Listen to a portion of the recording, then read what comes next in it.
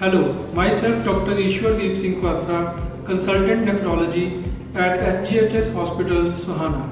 We are running a full-fledged nephrology unit round the clock at the Sohana Hospital. We are providing all types of facilities related to the nephrology and kidney diseases. We are providing 24 hours hemodialysis facility. Hemodialysis facility is available to all types of patients who are even hepatitis C and hepatitis B positive. We are also providing hemodialysis facilities in the ICUs for the critically ill patients.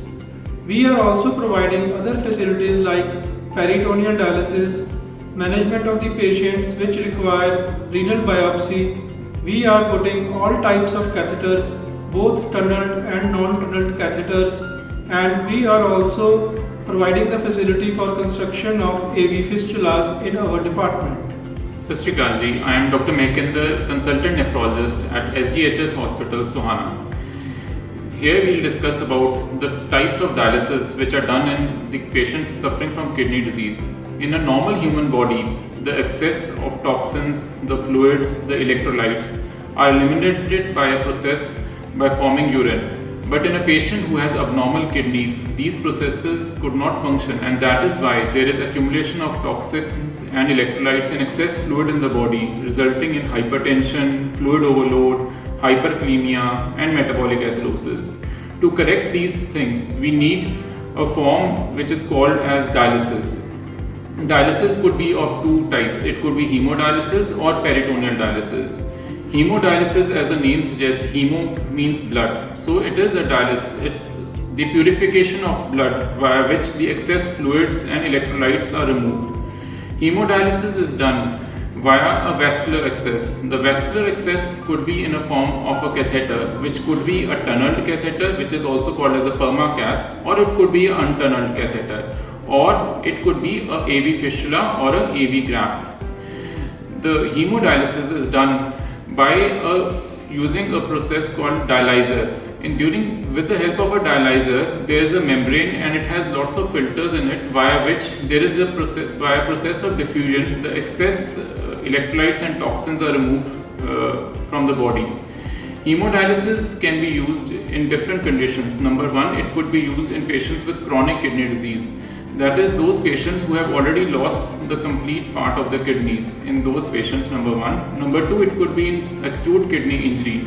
That is, those patients who are suffering from some reversible cause of renal dysfunction. Number three, hemodialysis can also be used to remove excess toxins or poisons from the body.